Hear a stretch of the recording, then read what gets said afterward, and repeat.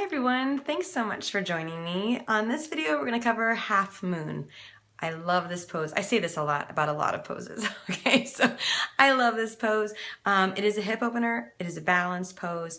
It has a lot of just variations, and it has several different ways to use the wall for learning.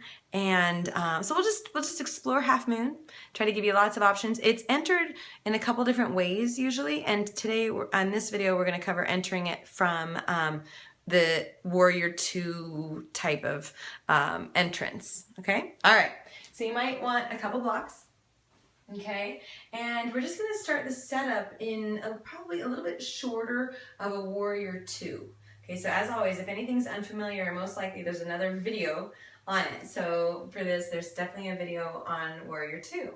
Okay, so if you have any other questions about it in more detail. So separating the feet, I probably have my feet a little bit too wide right now. I'm going to open up. I'm going to choose to start with this leg. Okay, and making sure those toes point forward, and my back is already to a wall. Okay, so you can always set it up that way as well. Lifting the toes, right? Rooting down. So I've got that heeled arch alignment. I'm definitely looking for the knees to feel centered and lifted, space in the spine, and we're going to explore the hinging forward. So this is the first step. All right, just making sure that you're not dumping into this hip joint. You'll know because it'll feel like you're pinching somewhere, cutting off, or like there's a cramp in your side. Okay, so you would want to back it up, root again, okay, across the feet to really engage, lengthen. The entire body should respond from that to that lengthening. How to think about it. Okay, so lengthen, lengthen, lengthen, engage.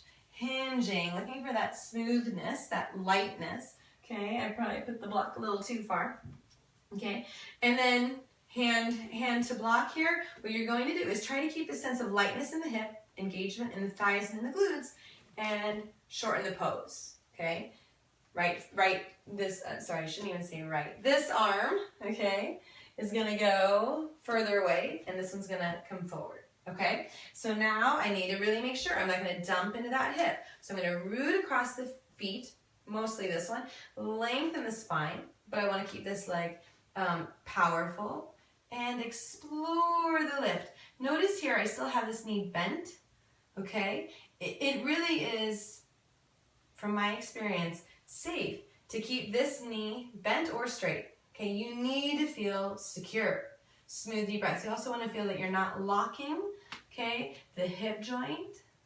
Currently, I don't have my foot at the wall, but I could, okay? So the wall is there. I might go ahead and straighten the leg, but I'm still keeping lift in this hip joint. At any time, you might reach, extend, wall is there, opening, bending the knee, tapping back, okay? Good. And that is absolutely going to be an option here in a second. So safely step the feet together. So, you know, different teachers have different theories about things. For half moon, for me, the way I teach it is this way, that the knee can be bent or straight. I'm far more focused on the hip joints, making sure that they have space, that you have length in the spine. Okay, so separating the feet, we'll do the second side. Okay, lining up heel to arch. Okay, over time the setup becomes faster and faster, and once again I'm probably the feet are too wide, and I also have some furniture I don't want to run into, so I'm going to step back a bit. All right, so anyway, so heel to arch, lengthening, keeping this lift, this feeling of centered, okay, length, hinging with length, hand to a block, all right. You don't want to put too much weight on the hand. This pose can actually be done, the arms are out to the sides, but no, the bottom hand is not on anything. Okay, so there's that potential. All right, so we're going to shorten the stance, walk the hand forward. Okay, lengthen. All right, now I'm just testing the weight, making sure I'm not dumping into that bottom hip joint, keeping length in the spine. My thigh is really engaged, and at the same time, my ankle is fine because I'm looking for all that. Neck and shoulders, lifting, exploring.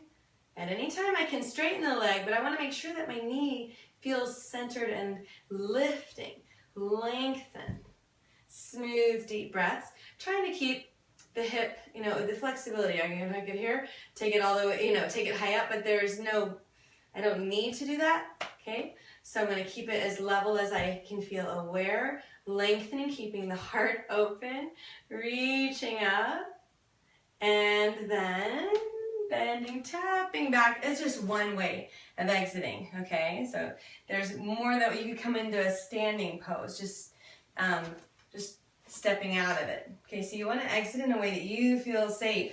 That's so important. All right, so another way to practice this, and I'm practicing on carpet, so because that makes less echo, okay, but it's certainly not conducive to balance poses, so I wobble.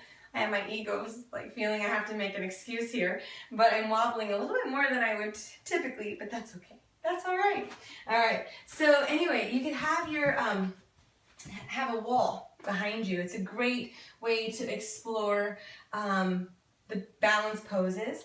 Okay, you'd still have blocks handy.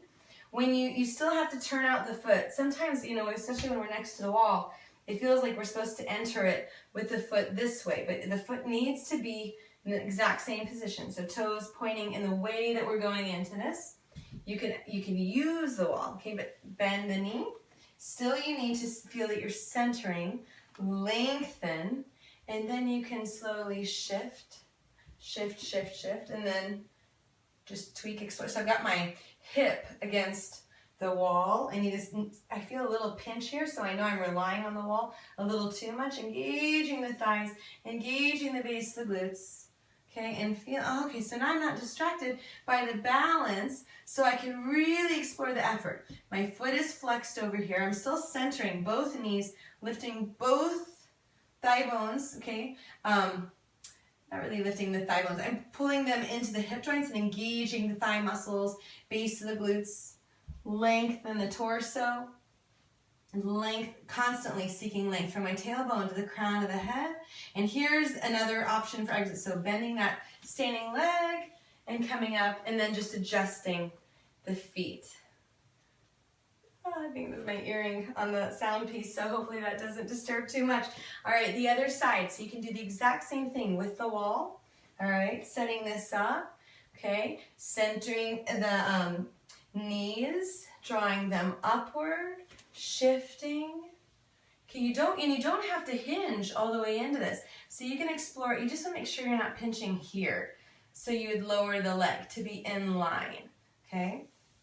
As it lifts up, you need to come into that position where the hip and side all feel really spacious here. That's really a key word. Space, lightness, okay? Length. So this is one way to use this. You might peek up, okay, but make sure it all feels okay around the neck, and then come up. All right, so that's one way. Another way is actually to face the wall. And I probably won't do this on both sides, but just to show you. So facing the wall, I'm going to have the toes pointing forward. I need a little bit of distance because really what's going to be on the wall here are my fingertips and the lifted foot, the toes are going to be at the wall, okay? So just bending the knee, entering it quite similarly, and you'll have to play with the right positioning where you don't feel like you're leaning into the wall, okay? You're not relying on the knee, it's not going to veer off, okay? And then lifting, centering, lifting, maybe straightening the standing leg, but using this to feel the hip opener aspect, okay? So keeping the legs engaged, and of course my body wants to go into a back bend as usual, okay? Lengthen, smooth, deep breaths, and then I just use that to come up. So it's a different way of exploring. Another way is a little trickier, hopefully you'll be able to see this on camera here, but is to step away from the wall, turn my mat, and then the lifted foot is going to be at the wall, because what happens a lot in half moon is that the lifted leg gets its kind of dead weight, Okay, so you don't want that. So you just want to test things here. Oh, okay, so, okay, I can get my foot to the wall. So the front foot, the toes are going to be pointing forward. The back foot, the toes are going to be pointing that way. Okay, you can still use a block. For this one, I'm stacking. It might be out of the line of view, but I'm going to stack them like this, and they're going to be forward and off to the side of my standing foot. Okay, so it lines up with my arm. And then here we go. Okay, we can kind of see that. All right, so I'm still going to want to center my knees, engage the thighs, lengthening the spine. Okay, trying to get this all in line so my hips feel spacious. Lifting up, I still want my shoulders, okay, away from the ears and yet without tension at the neck.